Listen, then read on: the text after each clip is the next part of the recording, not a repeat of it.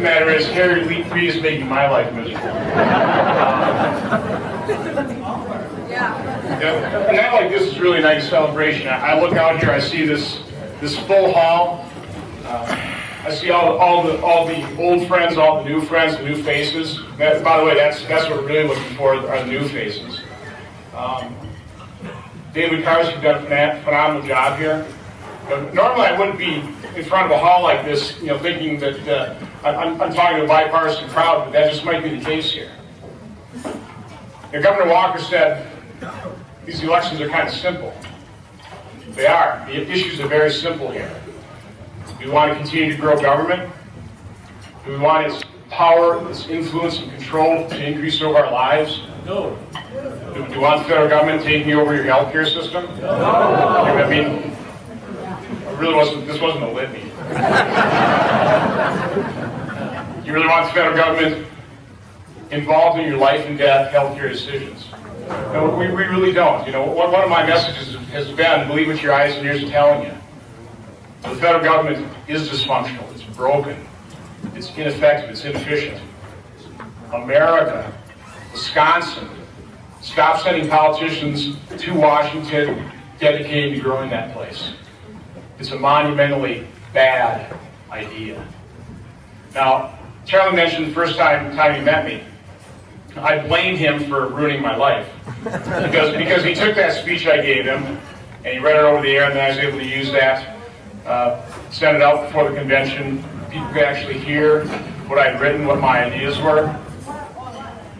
And I got elected. My wife is thrilled. Let me tell you really the basis of how that all happened is because of people like you. And it is true, the volunteer, the grassroots efforts is so incredibly important, but I announced May 17th of the election year, 6 months before the election, for a United States Senate race. But because of the work that Reince had done, by the way, members of the Senate do not know how to pronounce his name. They pronounce it Reince, everything but Reince. But because of the structure that Reince has set up, the grassroots structure, because of the volunteer efforts of people like you, because of the volunteers who were dedicated to re-electing Governor Walker, not re-electing, but electing Governor Walker, I was able to just tap into that volunteer base, and I guess the rest is history. It was a real fluke. I mean, let's face it. But now we're going to be faced with the 2014 election, which is just going to be a seminal moment in this country, and then 2016 will as well. And one of the reasons I mentioned that I hope we have a bipartisan crowd here, and this is, David, where I have to give you so much credit for reaching out into the community, inviting people in.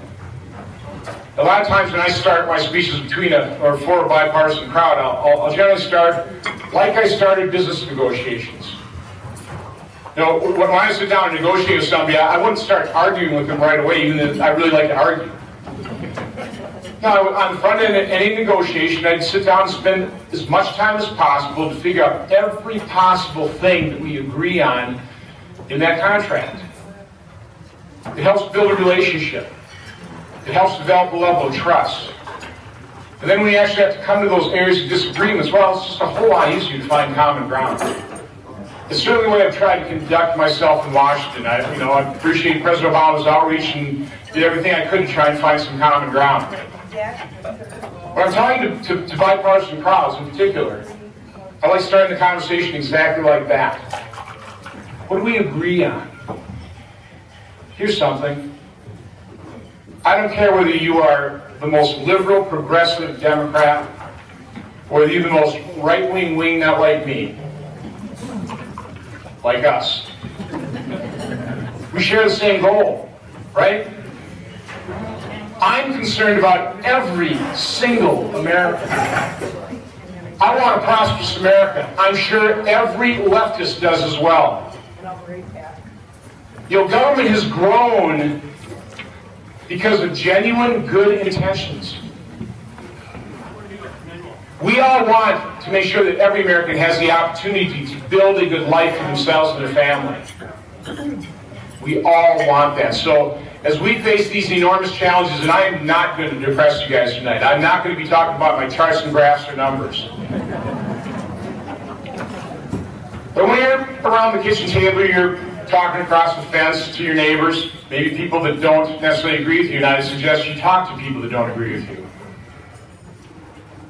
Start on that premise, on that basic core truth. We're all rooting for America. We want it to succeed. We want every American to succeed. It will be enormously helpful as we start actually working toward real solutions if we're at least not questioning each other's motives. And so for every person who accepted David's invitation here, today, tonight, to come here, open your mind, hopefully open your hearts. Thank you, sincerely, thank you for being willing to do that. And for all of us that are here, open your hearts to the other side. We got to start solving these problems. We have to do it. Now, we had Arthur Brooks speak to our Republican Senate conference just Wednesday, I guess it was. And so much of us, we talk about poverty. You know, we want to heal poverty. We want to solve the problem. Let's face it, America is a compassionate society. In the mid-'60s, we saw poverty rates too high. We see a number of people in poverty, abject poverty, beamed into our living rooms on that little black and white boob tube. We weren't going to stand for that. We're Americans. So obviously, we're going to fight a war on poverty. We spent $16 trillion at least. I wish it would have worked. We all wish it would have worked, but it didn't.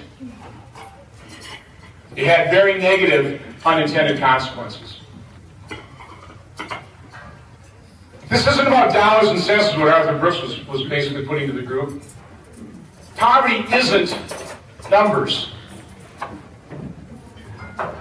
Arthur basically talked about 4 basic pillars of poverty. Poverty of faith, poverty of family, poverty of community, poverty of work. If we collectively as a society work in good faith with those other Americans, other Wisconsinites, other Milwaukeeans who share the goal of making our community better, if we work to make sure that no American suffers poverty of faith, of family, of community, of work, that's how you eliminate poverty. Not spending $16 trillion. Not depriving another American of the freedom of being able to keep as much of the fruits of his own labor as possible. You know, when I heard, when I thought about this was a Lincoln Day or a Reagan Day speech, and I knew Charlie was going to be introducing me here today, I actually printed out that speech. I could have given it today. But it's a little depressing. It would have worked. It would have been totally relevant. The problems haven't gone away. One of the points I made in this speech is I referred to Ronald Reagan, and that for a brief moment in time, when he lowered our tax rates to 28%, we collectively were 72% free. It's a direct relationship. So many people forget the fact that the right to the fruits of your own labor, to property, is the essential ingredient to freedom. So, if we're going to succeed in this country, if we're going to have a vibrant economy, we need to incentivize people to be successful, to aspire, to want to have that passion to build something. I come from the business world. What is most disappointing about this president, quite honestly, is the main reason that sparked my desire to run for office is when I heard President Obama talking about doctors, people that saved my daughter's life, and demonized them to pass this health care bill. The only way we succeed in this country is if we incentivize, celebrate success, not demonize it. It doesn't work any other way. So, I know Paul Ryan, I think, is in here, and I know Paul Ryan is working with a gentleman named Robert Woodson Sr. Wrote a fabulous book, The Triumph of Josephs. It's 140 pages, get it. Because the message of that book, the message of what Arthur Brooks was telling the conference, the simplicity of these elections about growing government and having our freedoms reduced is really all about the fact the solution does not lie in that very dysfunctional alternate reality, the city in which I now work, Washington, D.C. The solution to our problems lies in our hearts, in our faith, our relationship with our Creator, with our families, in our communities, and in our desire to work, to have the dignity of realizing, I built that. I built that with the talents and the freedoms granted to me by my Creator.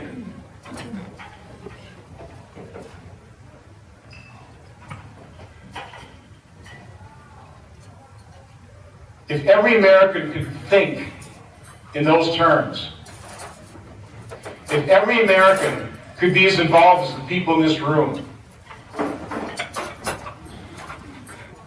if every American can open up their hearts and their minds to the possibilities,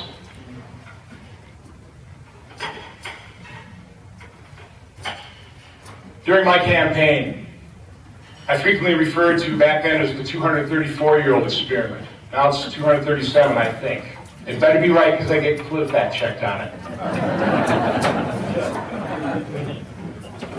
This 237-year-old experiment that we call America is something incredibly precious.